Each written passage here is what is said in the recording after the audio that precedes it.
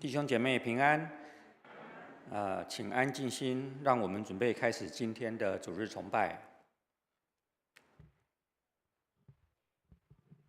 请听上帝的话语，诗篇74篇第19节到21节。不要将你斑鸠的性命交给野兽，不要永远忘记你困苦人的性命，求你眷顾所立的约，因为地上黑暗之处都满了强暴的居所。诗篇74篇22到23节。上帝啊，求你起来为自己申诉，要纪念愚顽人怎样终日辱骂你。不要忘记你敌人的声音，那起来敌你之人的喧哗时常上升。我们一起低头祷告。慈爱的天父，今天是10月份的第4个主日，也是圣灵降临后第21个主日。求主保守我们今天的主日崇拜从头到尾尽都顺利，开我们的耳朵，得到来自天上的信息，并且有主的看顾，日日与主同行。我们献上赞美，愿荣耀归于你。祷告不配，乃是奉主耶稣基督的圣名。敬拜诗歌，今天的敬拜诗歌是心灵粮诗选第97首，神仆当颂主。一起来。属主众仆人，当述说，请大家起立，要处处宣扬主奇妙生命，主国度及荣耀，他统治万民，耶稣的生命配受人颂称，神高天统治，他是恩拯救，又常在人间，与我们同在，让我们同声唱敬贺主的圣，因耶稣的君王已完成救赎，救赎的宏恩归至高真神，让我众扬声，荣耀圣子名，赞美救主耶稣，天使歌不停，羔羊面前夫妇告白之虔诚，我们当敬拜，主配受尊崇，智慧与权柄皆归主生命，宇宙天使赞美主的大全能，感谢无穷大爱，歌声永不停。我们仍然站立，使徒信经。我信上帝，全能的父，创造天地的主。我信我主耶稣基督，上帝的独生子，因圣灵感孕，由童贞女玛利亚所生，在本丢彼拉多手下受难，被钉于十字架，受死，埋葬，降在阴间。第3天从死人中复活，升天，坐在全能父上帝的右边，将来必从那里降临，审判活人死人。我信圣灵，我信圣而公之教会，我信圣徒相通，我信罪得赦免，我信身体复活，我信永生。阿门。荣耀颂。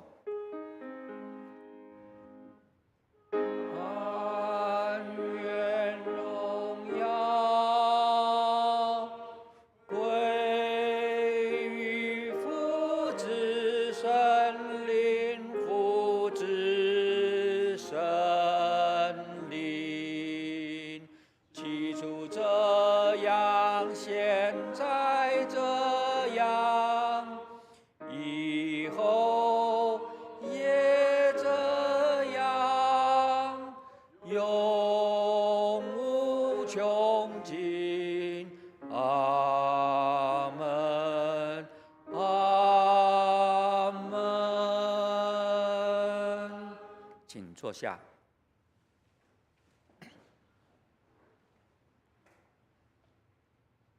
今天的起印经文在诗篇99篇，由我来诵读上半节，会众弟兄姐妹诵读下半节。诗篇99篇，耶和华作王，万民当战斗。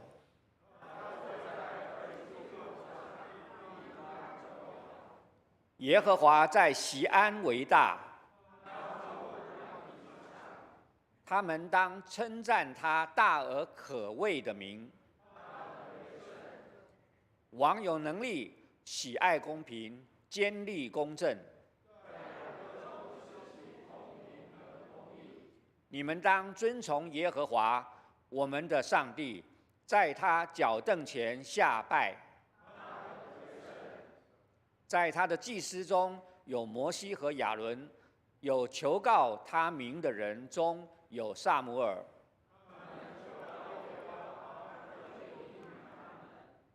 他在云柱中对他们说话。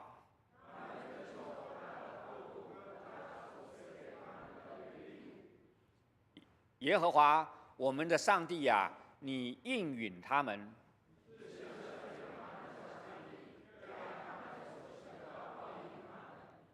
你们要遵从耶和华我们的上帝。我们一起来，因为耶和华我们的上帝本为圣。接下来，我们为下面的几样事情一起来祷告。第一，我们为中东的国家，特别是以色列，我们知道这段时间的以巴冲突，导致整个世界的一个动乱。求主怜悯我们，愿一切以恶报恶、以辱骂还辱骂的灵，都要远离世人。求主赐给我们智慧，怎么样子来完成这样子的一个和平的动作。因为恶人都离弃自己的道路，并归向耶和华。感谢主，奉主耶稣基督的圣名。第二点，我们也为台湾卫理公会北一教区，也就是三重的卫理堂高斯凯牧师，我们为这个教会的奉献充足，以及教会在当地更加得人，传道同工身心健康祷告。这个三重卫理堂是从板桥分出去的这个教会，现在目前的聚会人数不到30个人，跟我们的凤山的这个状况类似哈，所以也为他们的这个情形祷告。同时我们也为台湾2024年总统及立委选举来祷告，求神拣选合适的执政和立法者来赐福台湾人民。第四，我们也求上帝来帮助我们政府相关的部会，在产业对于能源、环保以及公共安全，能够做出适切的规划、监督与落实来祷告。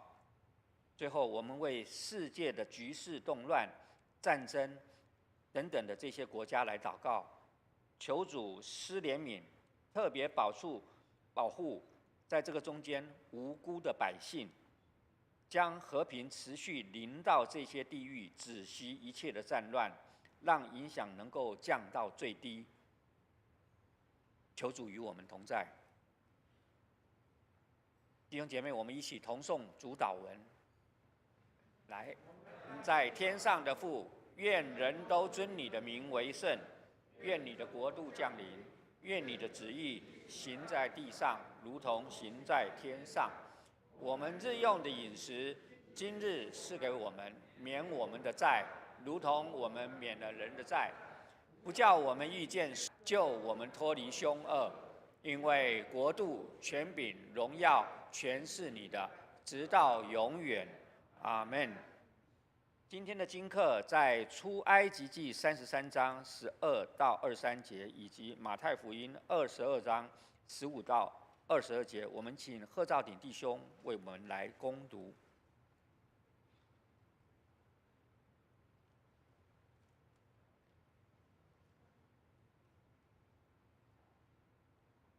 经课第一处在出埃及记33章12到23节，旧约88页。摩西对耶和华说：“你吩咐我说，将这百姓领上去，却没有叫我知道你要打发谁与我同去，只说我按你的名认识你，你在我眼前也蒙了恩。我如今若在你眼前蒙恩，求你将这道指示我，使我可以认识你，好在你眼前蒙恩。求你想到这名是你的名。”耶和华说：“我必须亲自和你同去，使你得安息。”摩西说：“你若不亲自和我同去，就不要把我们从这里领上去。人在何事上得以知道我和你的百姓在你眼前蒙恩呢？岂不是因你与我们同去，使我和你的百姓与地上的万民有分别吗？”耶和华对摩西说：“你这所求我也要行，因为你在我眼前蒙了恩，并且我按你的名认识你。”摩西说：“求你显出你的荣耀给我看。”耶和华说：“我要显我一切的恩慈，在你面前经过，宣告我的名。我要恩待谁就恩待谁，要怜悯谁就怜悯谁。”又说：“你不能看见我的面，因为人见我的面不能存活。”耶和华说：“看哪，在我这里有地方，你要站在磐石上。我的荣耀经过的时候，我必将你放在磐石穴中，用我的手遮掩你。等我过去，然后我要将我的手收回，你就得见我的背，却不见得我的面。”经课第二处在马太福音22章15到22节，新约26页。当时法利赛人出去商议，怎样就着耶稣的话陷害他，就打发他们的门徒同希律党的人去见耶稣，说：“夫子，我们知道你是诚实人，并且诚诚实实传上帝的道，什么人你都不徇情面，因为你不看人的外貌。请告诉我们你的意见如何？纳税给凯撒可不可以？”耶稣看出他们的恶意，就说：“假冒为善的人呐，为什么试探我？拿一个上税的钱给我看。”他们就拿一个银钱来给他。耶稣说：“这像和这号是谁的呢？”他们说：“是凯撒的。”耶稣说：“这样，凯撒的物当归给凯撒，上帝的物当归给上帝。”他们听见就稀奇，离开他走了。以上是今日的经课。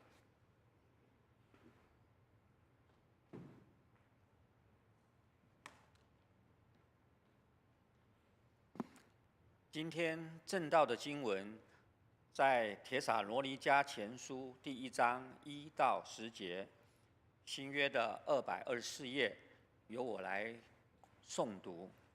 马太福音18章21，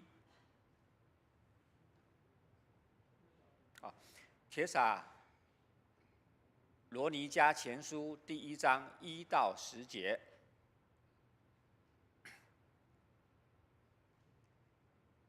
保罗希拉提摩太写信给帖撒罗尼迦在父神和主耶稣基督里的教会，愿恩惠平安归于你们。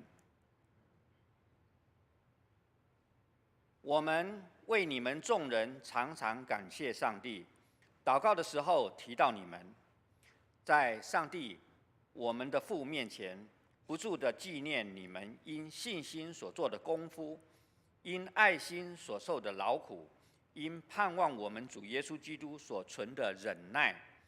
被上帝所爱的弟兄们啊，我知道你们是蒙拣选的，因为我们的福音传到你们那里，不独在乎言语，也在乎全能和圣灵，并充足的信心。正如你们知道，我们在你们那里为你们的缘故是怎么样为人，并且你们在大难之中蒙了圣灵所赐的喜乐，领受真道，就效法我们，也效法了主。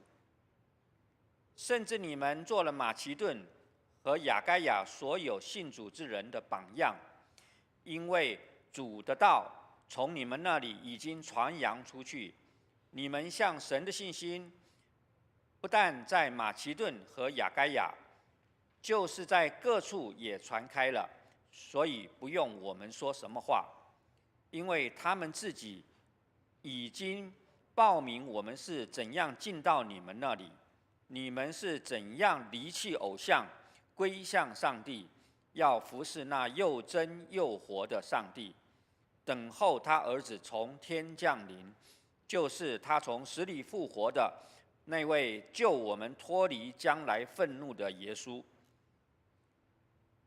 诗班献诗。今天的诗歌是《爱拯救我》，班请。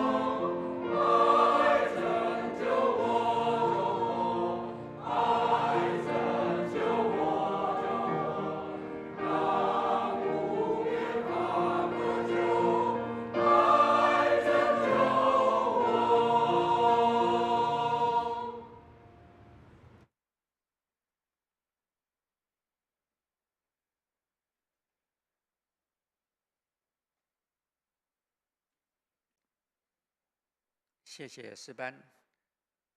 以下时间交由本堂的主任牧师蔡伟文牧师来为我们证道，传讲神的话语。今天的讲台的主题是铁会传福音。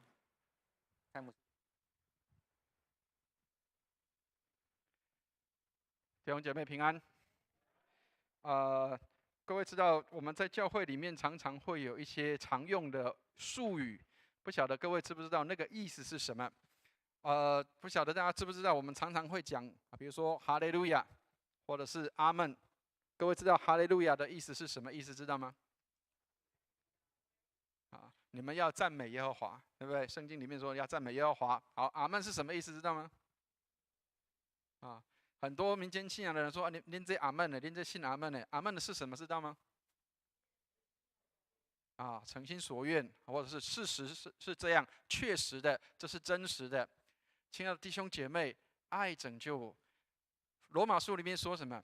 福音是上帝的大能，要救一切相信的人。所以有时候我们在传福音的时候，我们要转化成一些让人可以明白的一些的词句，让人可以了解那个里面的含义是什么。所以有时候当我们在传福音的时候，常常会卡关。为什么？因为别人听不懂我们在讲什么，所以我们需要用更多的一个比较通俗的，或者是比较让人可以明白的话，让人可以了解，可以知道这个意思是什么。千万不要觉得传福音很困难，其实搞不好信手拈来就可以传福音了。昨天师母跟我们的神学生去到我们这个三和市场的后面那边去吃午餐。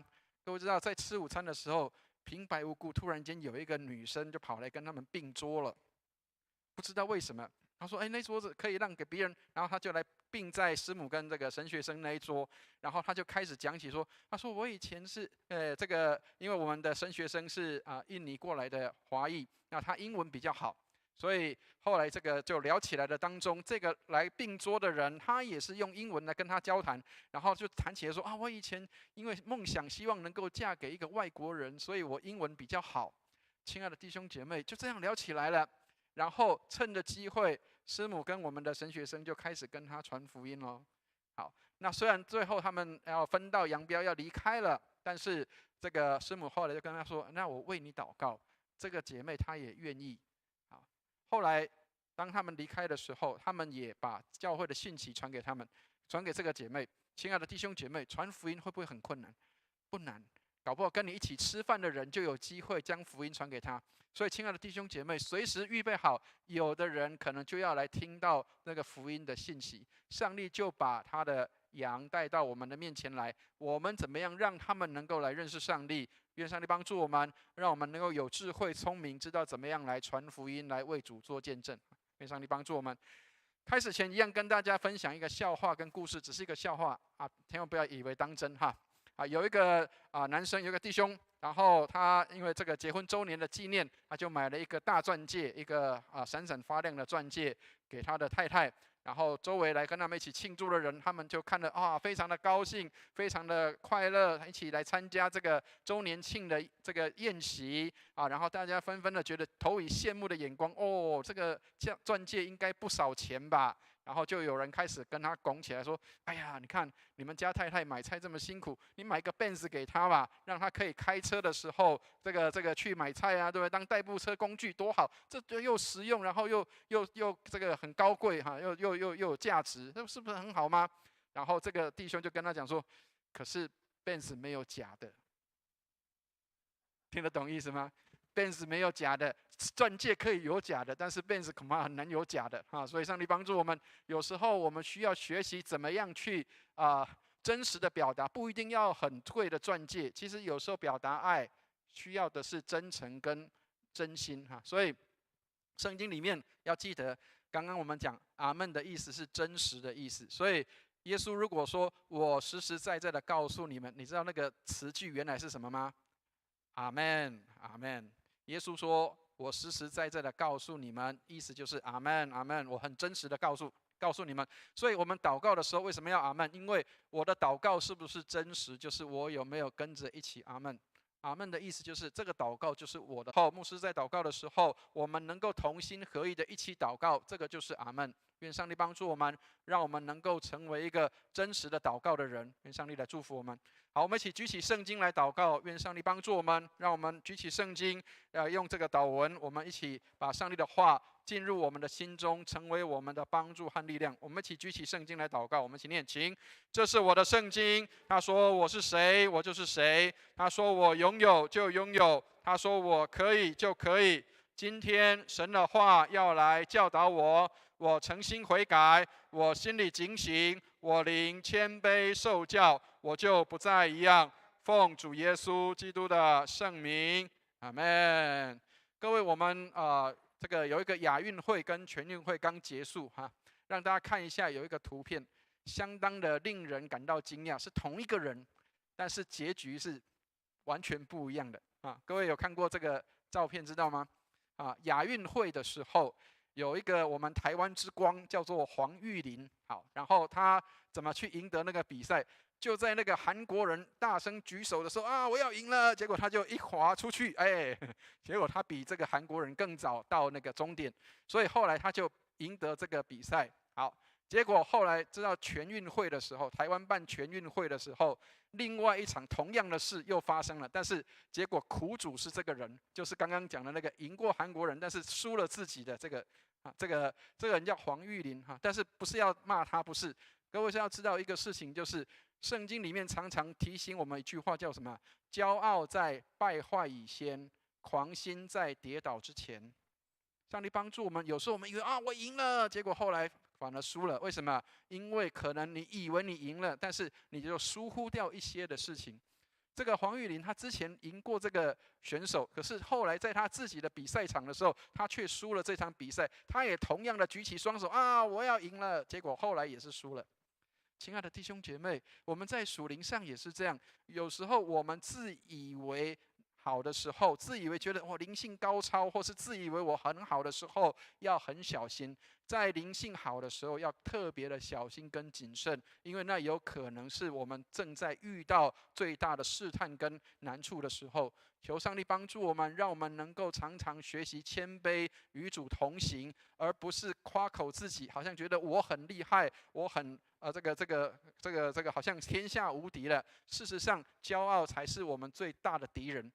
很多时候，我们常常以为最大的敌人是魔鬼撒旦，其实最大的敌人是我们自己。那个自我，当这个我没有死去的时候，当这个我没有被除掉的时候，当这个我没有被钉在十字架的时候，这个我很容易就跑出来作乱。上帝帮助我们，让我们与基督在十字架上同定死。那个死是指的自己的死，是自我的死，然后顺服在基督的掌管之下。愿上帝带领我们，同一个选手，但是不同的结局。求主帮助我们，让我们也能够在属灵上能够知道，不是这个骄傲或是这个抬高自己，而是尊荣之前必有谦卑。上帝帮助我们，让我们在尊荣之前能够先有学习谦卑的功课。好，我们今天的圣经给我们几个提醒，在我们今天的圣经的里面，其实为什么叫铁会传福音？各位知道那个铁是什么意思，知道吗？铁会传福音就是这个帖撒罗尼迦教会，它是一个会传福音的教会。好，各位知道我们卫理公会，从这个我们的这个陈建中会督，陈建中牧师曾经在我们当中当过我们的主任牧师，然后后来他去当会督了。从他开始以后到现在，我们卫理公会一直以来有一个口号叫做“彻底的门徒”。好，各位知道。彻底的门徒，当然口号很好，但是什么叫做彻底的门徒？什么叫做门徒？我们恐怕很多人不知道，所以我们常常在讲说，我们需要有一个榜样、一个模式、一个可以学习的一个榜样，让我们知道什么叫做一个彻底的门徒。那同样的，教会也需要有一个榜样，什么样才是叫做一个健康的教会？亲爱的弟兄姐妹，很多时候我们常常只注意到我们的人数要增长，常常注意到我们的财务要自由，但是我们却没有看到教会要健康。亲爱的弟兄姐妹，教会健康不是因为教会人数多而已，不是因为它的数量多，不是因为它的财产多，而是因为它里面有一群爱主热心的人，这一些人才叫做教会。很多人把教会误以为是什么？教会是这个建筑物。亲爱的弟兄姐妹，牧师在这边先做一下工商服务。知道我们下个礼拜要去哪里？知道吗？要去澄清湖做野外礼拜，对不对？好，那各位知道我们的荣光堂教会在下个礼拜是在哪里？知道吗？在澄清湖，知道吗？不是在和平2路437号，因为我们在那里聚会。好，所以知道真正的教会在哪里？知道吗？真正的教会在我们当中，我们就是上帝的教会。能够了解牧师要讲的意思吗？教会不是什么？教会不是这一栋建筑物，那个是教堂，这个是叫教堂。教会在哪里？教会在我们的当中，就是教会。所以我们去到这个澄清湖去做礼拜，所以高雄荣光堂在哪里？在澄清湖。这样了解意思吗？我们在那里做礼拜，所以亲爱的弟兄姐妹，这里是我们聚会的场所跟地方，但是我们才是上帝的教会。好，所以我们今天要来看这个帖撒罗尼迦这个教会，它并不是比我们高超多少，它并没有比我们好到哪里去，但是他们却是一个会传福音的教会，他们让许多人能够看到这是一个有名声、好名声的教会。好，我们来看一下帖撒罗尼迦的教会位在什么地方。好，请大家看一下这个地图上面哈，帖撒罗尼迦在这个红色的圈圈的地方，这个地方叫帖撒罗尼迦。这个地方是在希腊半岛的地方，所以各位如果看到里面有几个名词，有看到亚该亚，有没有看到亚该亚？还有马其顿，有吗？所以马其顿跟亚该亚就在这个希腊半岛的这个上面。好，这个帖撒罗尼迦这个教会就位在帖撒罗尼迦这个城市的当中，它也是一个海港城市，而且是保罗去传福音在那个地方的一个城市，这是保罗所建立的教会。但是各位不要觉得保罗在那边就待很久，千万不要以为牧师一待就会待很久，因为牧师有时候不被人家喜欢的。好，我们来看一下这个保罗在那边待了多久的时间。好，我们来看一下这个帖撒罗尼迦这个前后书的话，写成是在大约在主后的50年代的时候写成的，而且这个写的时候是保罗在探望哥林多教会的时候写信给这个帖撒罗尼迦的教会。你说为什么他是在哥林多写信给这个帖撒罗尼迦的教会？因为保罗跟这个他的布道团，各位知道保罗其实不是只有自己出去的。如果各位读第1节的话，知道还有另外2个人，知道谁吗？保罗、希拉还有提摩太，对不对？好，这3个人他们是一起出去传福音的，所以传福音千万不要单打独斗哈。传福音最好两个一起去，或是2、3个人一起去，千万不要一个人自己去单打独斗，因为你需要有人扶持跟帮助的。当他们去传福音的时候，当他们去到这个帖撒罗尼迦的教会的时候，不是一个顺利的情况。各位不要以为去传福音都是很顺利的。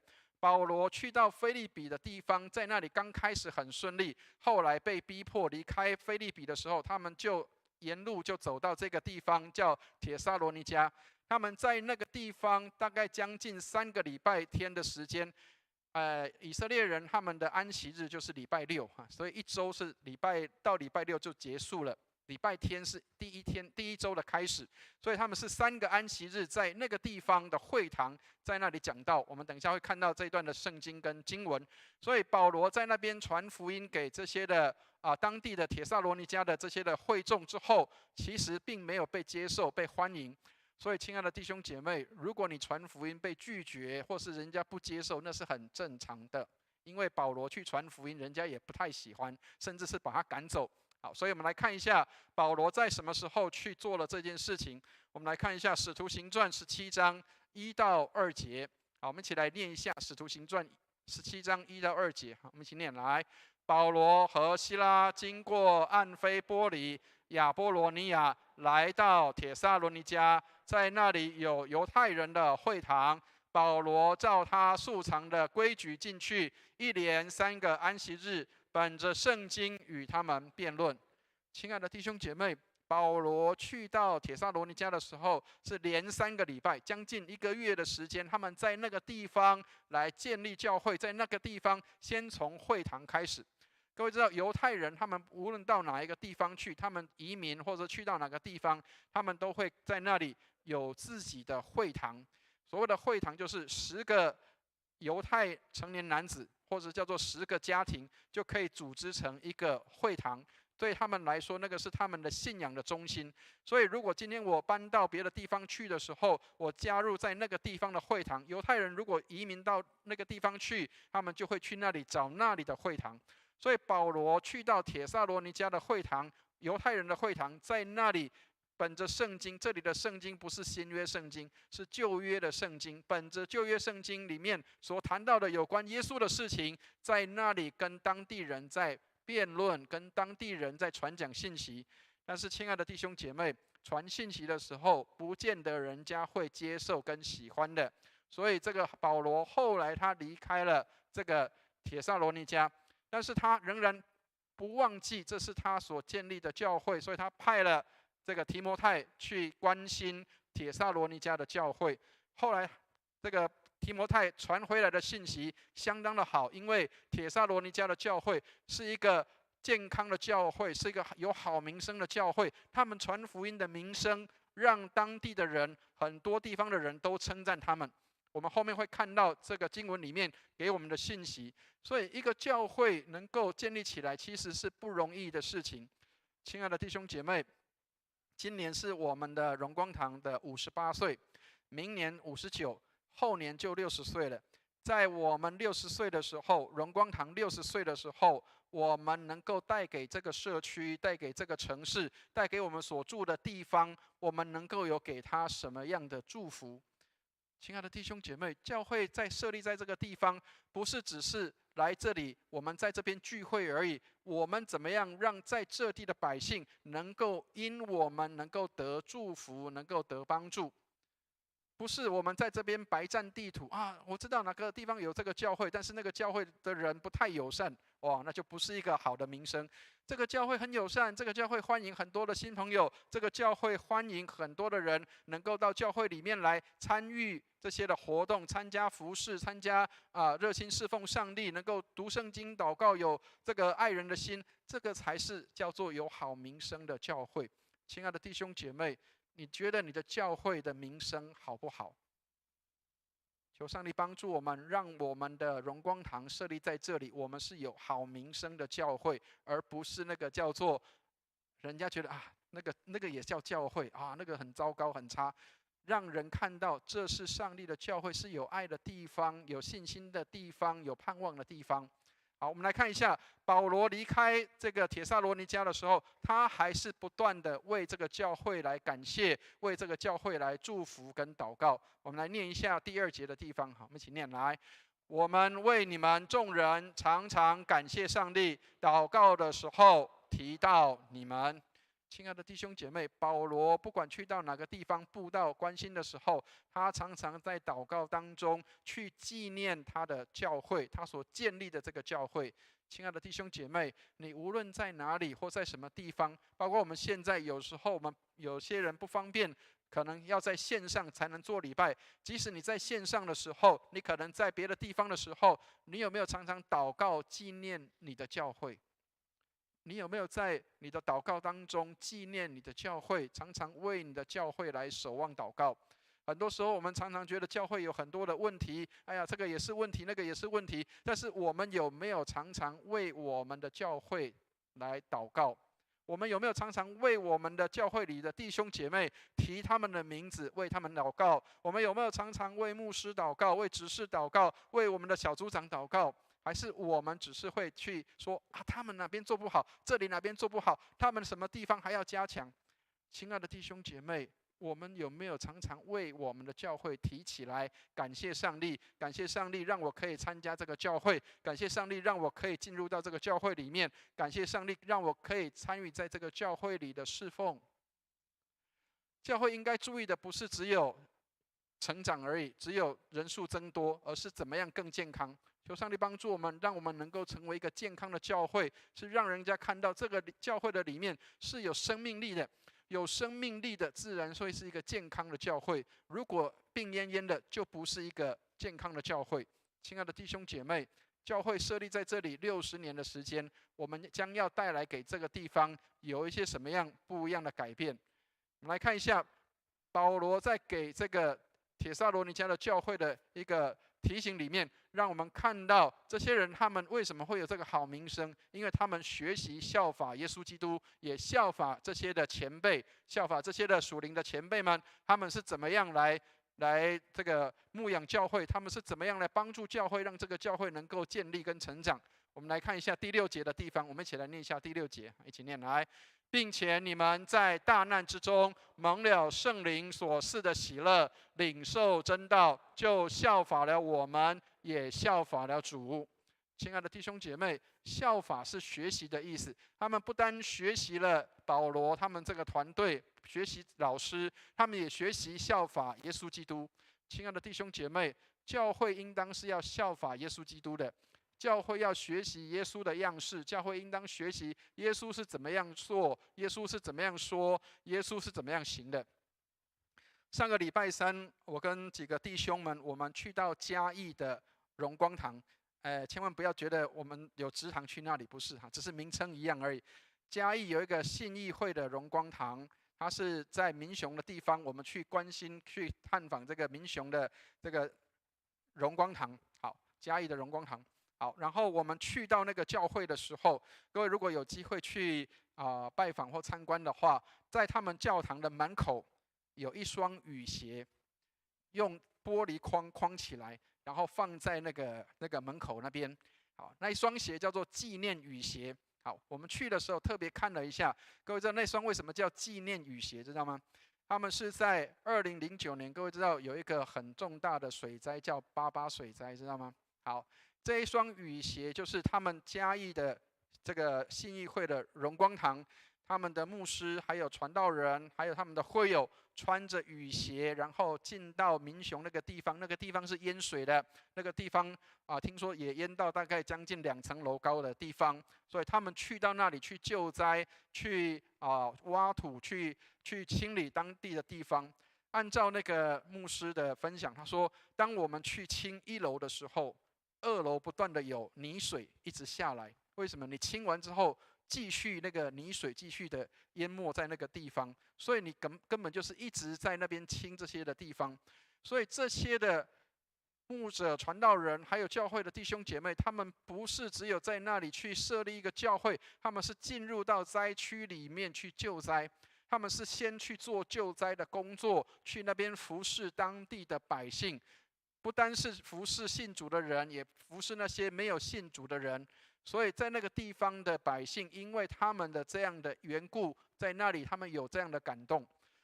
所以后来这个教会设立在那个地方的时候，他们特别把牧师穿的那个雨鞋放在门口的地方，表示什么？他说我们的教会是一个救灾的教会，是一个行动的教会，而不是只是来告诉人家要信耶稣的信息。亲爱的弟兄姐妹，耶稣在那个场合，耶稣在那个环境里，他会只是告诉人神的道而已吗？还是他会去实际上的行动，去关心在当地的百姓？亲爱的弟兄姐妹，上帝帮助我们。这个教会很特别，是他们大概将近4年的时间，他们就已经可以自立自养。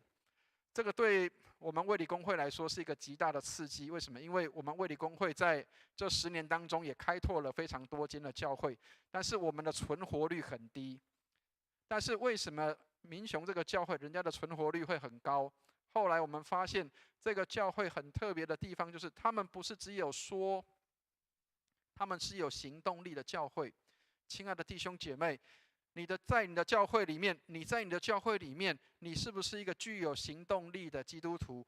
请问你是看着别人整理教会，看着别人打扫整理，看着别人擦窗户，看着别人整理会堂，或者是看着别人在搬动桌椅，而我们是在旁边看指挥人家的呢？还是我参与在这个当中？亲爱的弟兄姐妹，教会里的设备、教会里的设施、教会里的所有的安排，不是自己他就跑出来变成那样，那是有很多人在那里服侍跟努力的。亲爱的弟兄姐妹，我们的教会需不需要有更多的弟兄姐妹进入在我们当中，能够来协助帮忙服侍，而不是等候别人来服侍？愿上帝帮助我们，让我们的教会能够学习成为一个愿意服侍人的，而不是只是要被别人服侍的教会。好，所以他们跟随着让圣灵工作在他们的教会里。我是说，我们在看到帖撒罗尼迦的教会，他们让圣灵工作在他们的教会当中，让这个教会成为一个健康的教会。来看一下约翰一书的2章27节，这里面这个新译本里面怎么翻译？他说：“圣灵把你们所需要知道的一切教导你们，他所教导的都是真理，没有谎言。”亲爱的弟兄姐妹，是真理，没有谎言。还记得刚刚讲那个阿们吗？阿们就是真理，没有谎言。亲爱的弟兄姐妹，当我们在这里说阿们的时候，我们的行动是不是真实的？还是我们只是看别人做，我会说，但是我做不到？亲爱的弟兄姐妹，上帝帮助我们，让我们在圣灵的带领下，我们能够成为一个真正会实作的教会。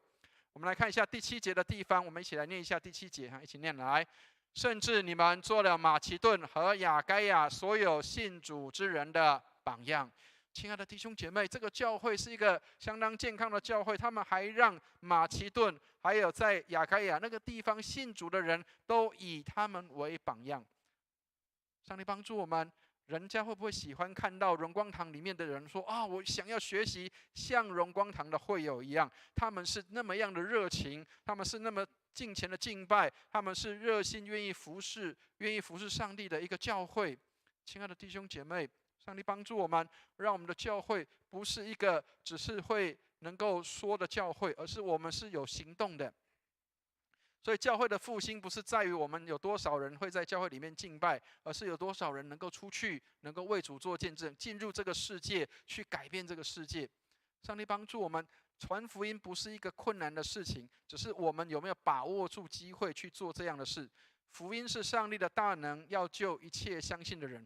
好，所以我们来看一下第8节，他们的好名声，甚至是让人家可以不用讲，他们都可以听得到这些的名声了。第8节，我们一起来念一下第8节，一起念来。因为主的道从你们那里已经传扬出来，你们向上帝的信心，不但在马其顿和亚该亚，就是在各处也都传开了，所以不用我们说什么话。亲爱的弟兄姐妹，保罗都不用特别为这个教会宣传，为什么？因为这个教会自然有好名声，让人家可以看见。亲爱的弟兄姐妹，荣光堂要60岁了，我们的60年，我们可以给这个教会、给这个社区、给我们在这个地方，或者是在卫理公会里面，我们能不能够有好的名声，让人可以传开来说啊，不用我们说什么哦，我知道荣光堂不是一个叫做别人不喜欢去的地方，不是一个叫做哇那里好像这个很艰难很困苦在那里好像大家都很愁苦，并没有。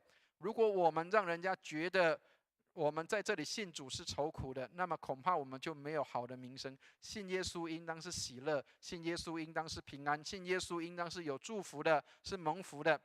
所以圣灵工作的时候，教会一定会产生一些的变化。教会会产生什么样的变化？教会开始不断的会开始祷告多了，教会开始福音的信息多了，教会开始彼此能够互相的劝勉劝慰，能够彼此互相的代求，互相的彼此认罪，互相的代求，彼此的服侍。亲爱的弟兄姐妹，上帝帮助我们，让我们能够在教会里不是等着人家来服侍我，而是我能够服侍这个教会，我能够服侍弟兄姐妹，不是等着别人来伺候我，而是我能够还做些什么，能够来帮助别人。上帝帮助我们，让圣灵感动工作在我们的当中，让圣灵工作在我们当中，引导我们，让我们能够多为别人付出，而不是只是要来享受。亲爱的弟兄姐妹，如果你看保罗的书信里面，保罗说他在那个地方，他们是竭力的在那里把最好的给这个教会。所以这个教会他们也学习他们的牧师，学习他们的传道人，把最好的给自己的会众，给弟兄姐妹，给这些要信主的人，让他们都能够得到福音的好处。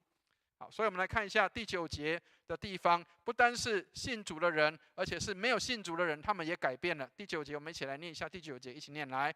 因为他们自己已经报明我们是怎样进到你们那里，你们是怎样离弃偶像，归向上帝，要服侍那又真又活的上帝。亲爱的弟兄姐妹，这一些帖撒罗尼迦的教会的弟兄姐妹，他们不单是信主的人，他们有听到好名声，连这些没有信主的人，他们也愿意改变，离弃偶像来归向上帝。这个教会不单是在信主的人当中好名声，在没有信主的人当中也有好名声。刚刚提到的那个民雄的教会，民雄的那个荣光堂，他们在那个地方，他们有很多的好名声。他们在那个地方影响那个社区里面有很多的人，他们喜欢来到教会里面。在他们14年的当中，几乎受洗了将近200人。当然，他们说现在并没有那么多人，可是教会永远是为着社区来开放的。亲爱的弟兄姐妹，有很多人在当地的地方，他们从来没有听过耶稣。各位知道，乡下地方要信耶稣是很难的。但是当他们在那里开拓的时候，他们现在有将近100人左右的聚会。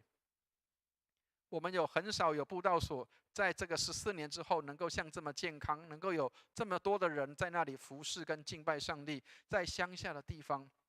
我跟师母，我们在88水在同一个时间，我们去到嘉东，在东港那里服侍。但是事实上，我们在那里服侍的果效并没有那么好。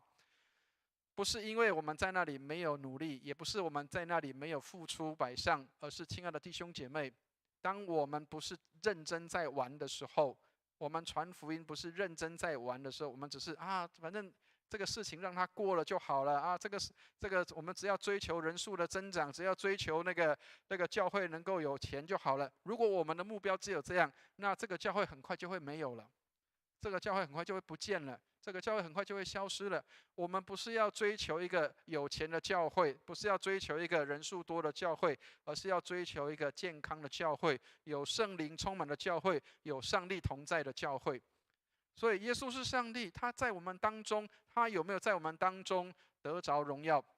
所以这个教会，帖撒罗尼迦的教会，他们等候基督的降临。在使徒信经里面，我们提到他将要再来，这个教会也在等待，但是他们不是只有在那里等待，他们是在那里有行动的。我们来看一下第10节的地方，我们一起来念一下第10节，一起念来。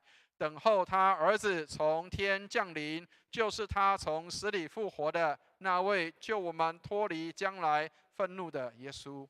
亲爱的弟兄姐妹，你有没有等候、等待、期待跟喜爱等待耶稣基督的来到、降临跟来到？我相信大家最近听到战争的讯息，听到地震、饥荒，听到很多这些灾难的时候，我们都知道末世将要来到了。但是不用紧张，不用害怕，末世不是我们定哪一天，不是的，而是上帝定的时间。只是末世来到以前，必然还会有一个福音的扩展，就是让福音能够传到地极的这样的一个行动。所以，亲爱的弟兄姐妹，在主来的时候，我们不是羞愧，我们不是觉得好像很怕主再来的时候，我们应当是喜乐跟等候主再临的时候，让我们能够喜爱等候主的再临，因为我们要交美好的账在上帝的面前，我们要把美好的成果成效放在耶稣基督的面前，让主来喜欢，让主来悦纳。所以，亲爱的弟兄姐妹，信的人有永生。教会里面，我们需要更多的来得回那些属灵的果子，让他们能够回到上帝的家里面来。所以有很多的人，他期待我们去跟他们传递信息。如果可以的话，让我们把握机会，像刚刚提到的，能够在吃饭的时候，也许我们在馆子里面，也许我们在工作的地方，也许我们在家里面，也许我们在朋友群的聚会当中，我们都可以有机会向人来传福音，为主来做见证。所以耶稣借着圣灵住在那些相信的人心中，我们里面有耶稣住在我们里面，因为有圣灵在我们的里面，所以耶稣住在我们的里面，他在我们的心里。信耶稣的人有耶稣住在他们的心里面，让我们可以看到一个健康的教会是有耶稣同在的教会。好，所以今天的信息给我们几个提醒。第一个，教会应该是一个有信、有望、有爱的信仰团体。教会里面要有信心，要有盼望，要有爱心，在这个教会的里面，我们的教会是不是一个有信心、有盼望跟有爱心的教会？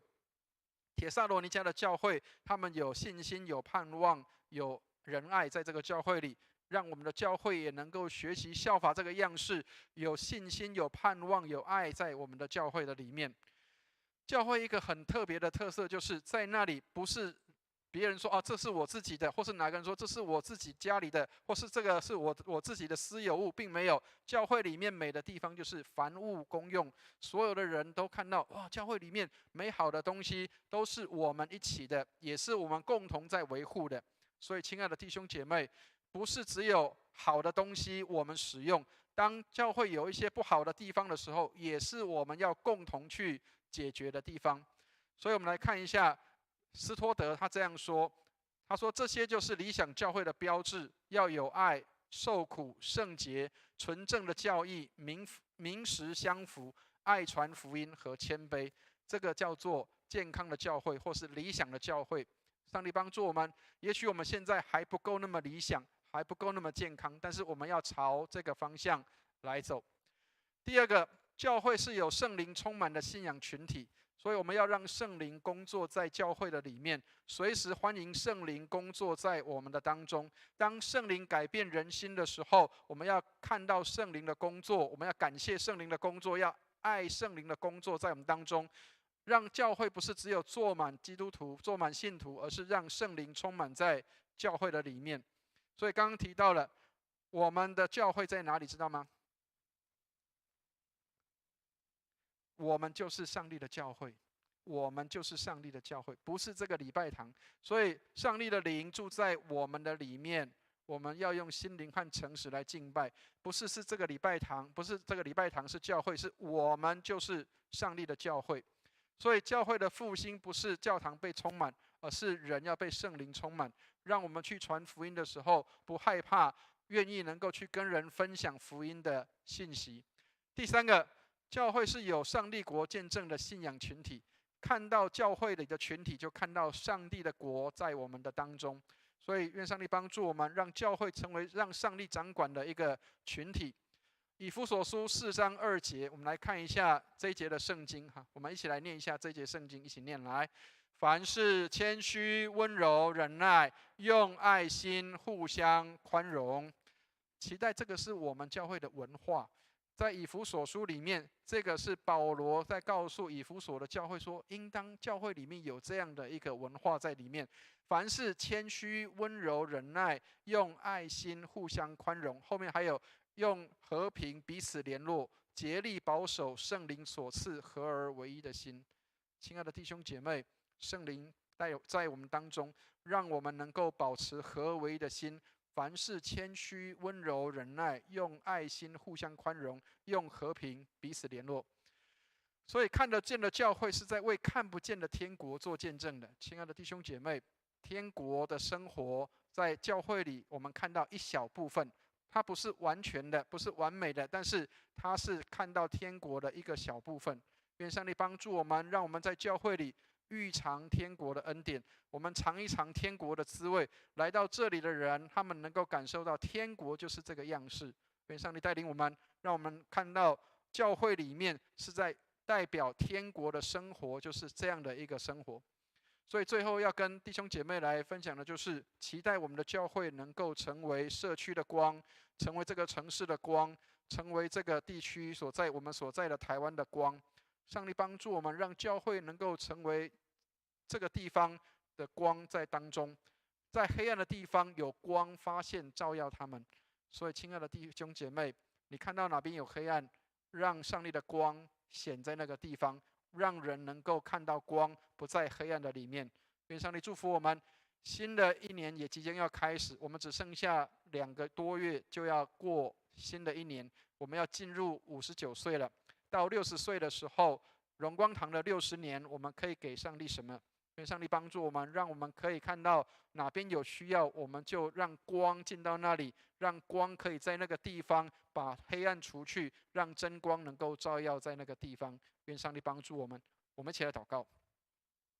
慈悲爱我们的天父，感谢你这样的爱我们，显你的大能和恩典，你让教会能够成为世界的光，因为你也是世界的光。愿你恩待我们，让教会能够为你发光，为你做见证，使人能够看见我们的荣光堂是有荣光的教会，有上帝荣光的教会，是有温暖的教会，是有仁爱、喜乐、和平、忍耐、恩慈、良善、信实、温柔的教会，是有盼望的教会。主啊，愿你恩待我们，让我们的教会能够成为这个世界的光，成为这个社区的光，成为这个城市的光，因为有光在我们的当中。谢谢你垂听我们的祷告，祝福我们的弟兄姐妹，让我们活在光的里面，也让光在我们的里面。感谢你垂听我们的祷告，愿荣耀归给主，奉耶稣基督的圣名，阿们。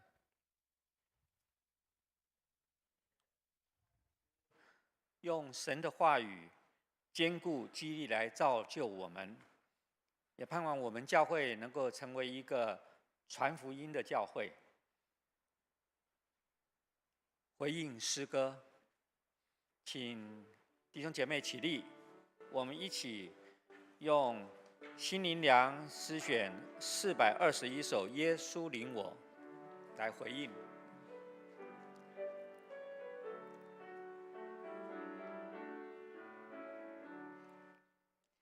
耶稣领我，我真欢喜，蒙主引导，心中平安。无论日夜同荆棘，做耶稣亲手时常领我。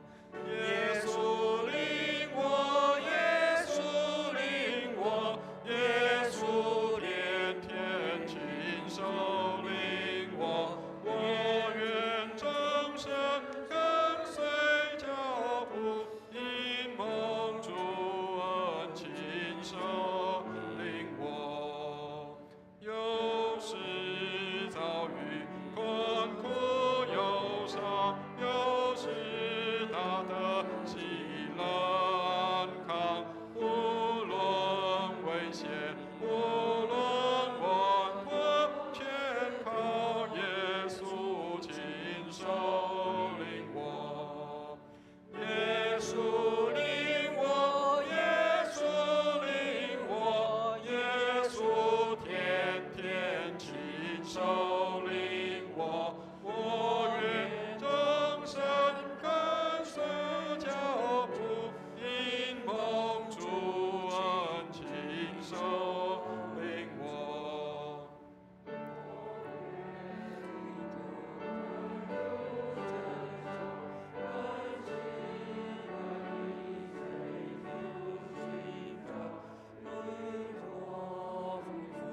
两半皆可应有，耶稣亲手领我。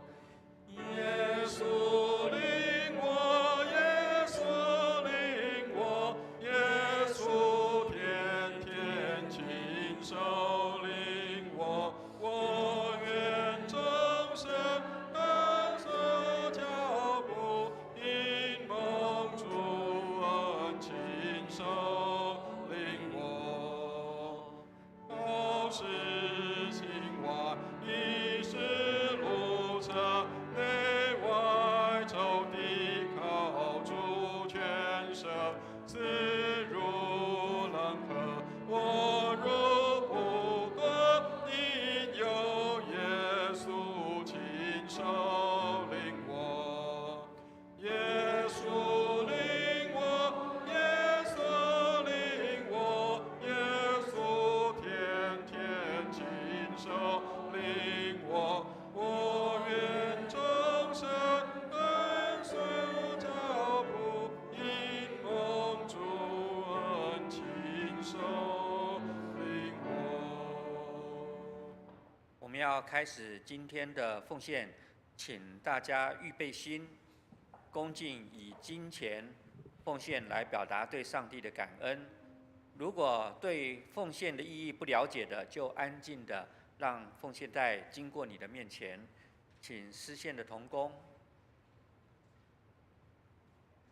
到前面，请大家坐下。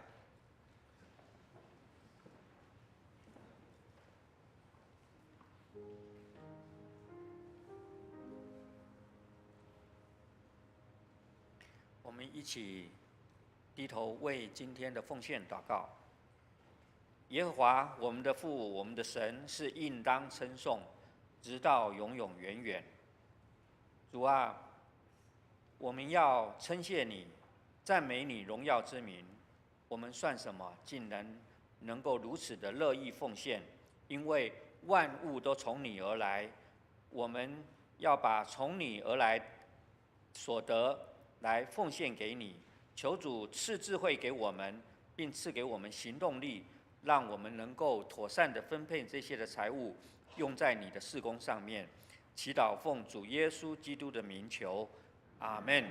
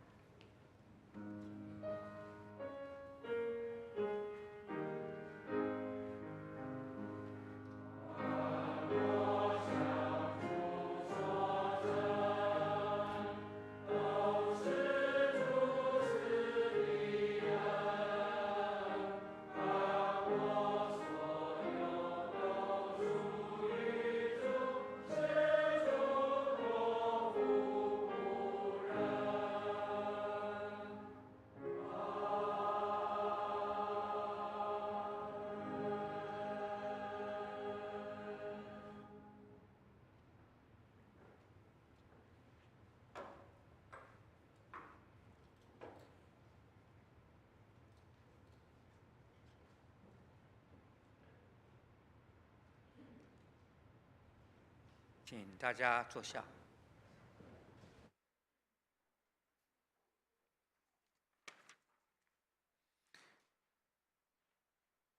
弟兄姐妹，让我们一起来唱《我们成为一家人》。唱完第一次之后，我们可以彼此起立，拱手问安。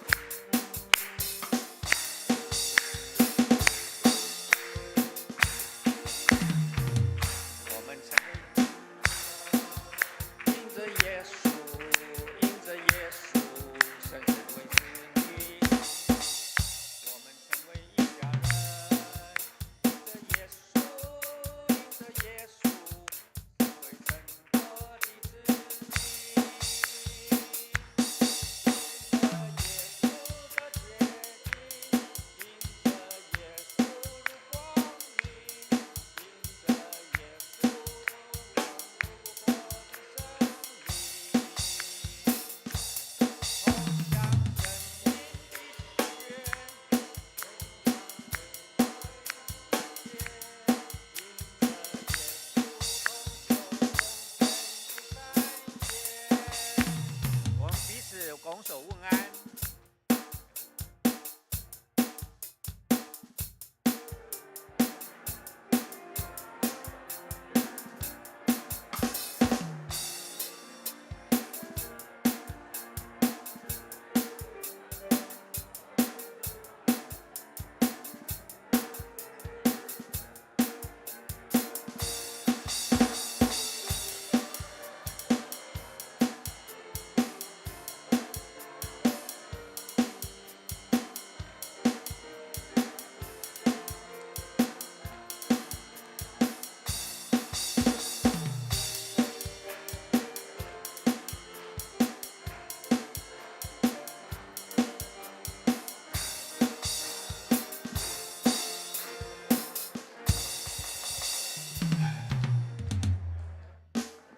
兄姐妹，请坐。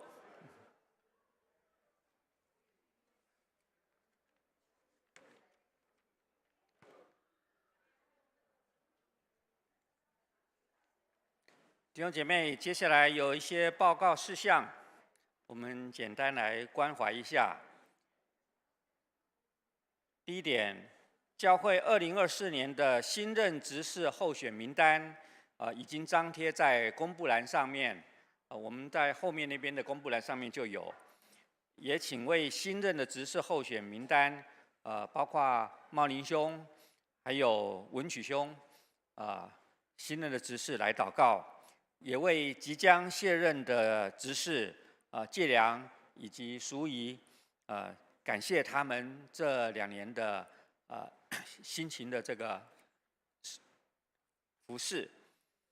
第二点，教会下周10月29日我们要举办户外的礼拜，那地点呢是在澄清湖的水漾会馆，就是澄清湖一进去之后右手边。弯过去那个地方，那教会这边有安排游览车，集合的时间是在8点45分。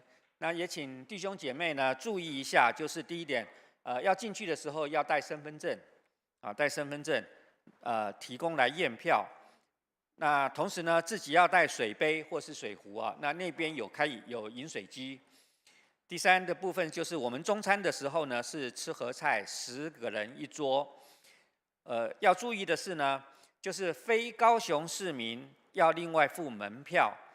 那如果是随车进去，同时入园，在9点20分的话，可以享受团体票8折就是80元1个人。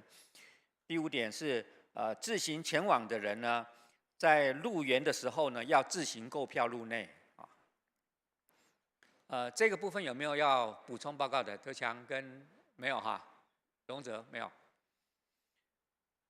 第3，本堂将于11月5日1点半的时候要召开记忆会，请为本堂事工回顾以及各样的事工成效进行和未来的展望，来一起祷告。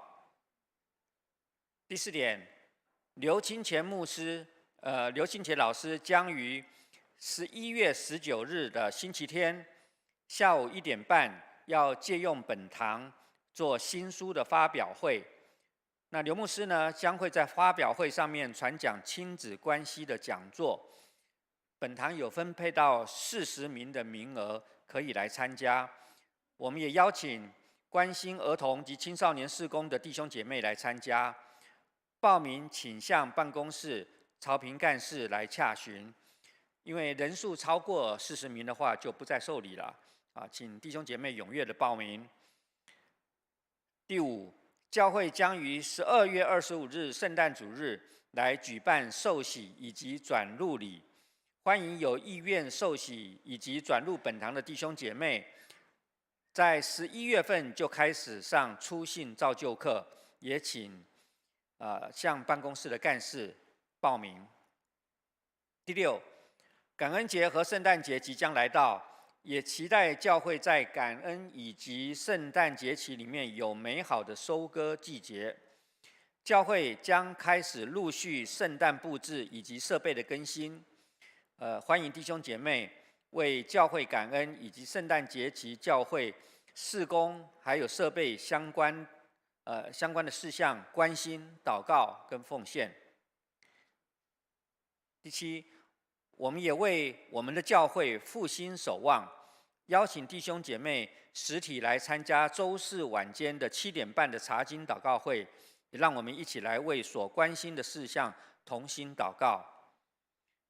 第8点，在11月11号星期六，嘉庆弟兄以及秀文姐妹的婚宴登记表已经贴在布告栏上面，请大家为我们这一对新人来献上祝福。嘉庆在楼上，愿上帝所配的佳偶同心偕老。那参加婚宴的弟兄姐妹可以前往登记，让嘉庆能够方便的统计人数。另外有一点要提醒的是，11月5号的主日之后，我们教会预计要进行教会的消防的演习的练习演习大概10分钟，在1楼这个地方到时候就是相关的弟兄姐妹请注意一下。底下有一些的肢体消息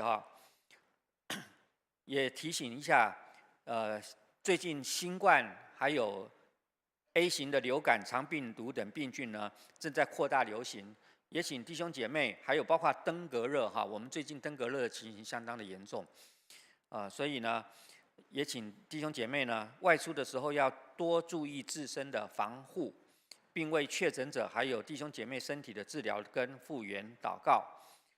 特别是近期施打流感疫苗的长者，在施打之后，可能会产生的一些症状，求主亲自的同在。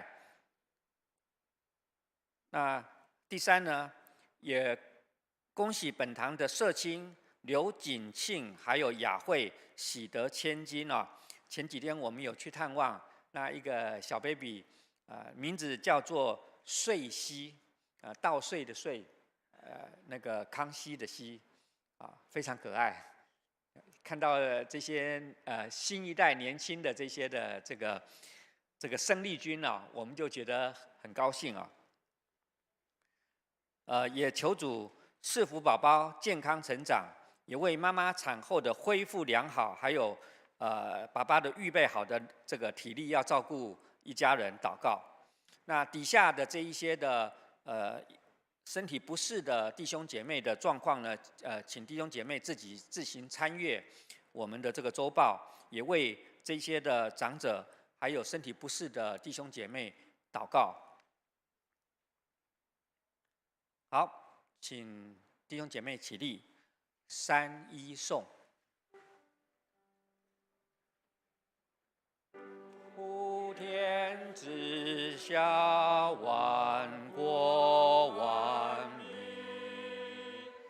齐声赞美父之生灵，三位一体，同荣同尊，万有之源，万福之本。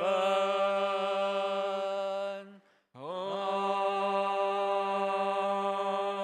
门。我们请蔡牧师为我们做祝福祷告。弟兄姐妹，让我们一起来领受上帝的祝福。慈悲爱我们的天父，感谢你赏赐我们丰盛的恩典，拣选我们成为你的儿女。愿你恩待我们，让我们无论在各个地方、各个场所，都能够传福音，为你做见证，成为有光与我们同在的人。让我们去到每个地方，在那里就照亮一切的黑暗，因为有光与我们同行。愿我主耶稣基督的恩惠、天父上帝的慈爱、圣灵的感动与交通，常与我们众人同在，从今时直到永永远远。阿们。阿门颂。阿门，阿门，阿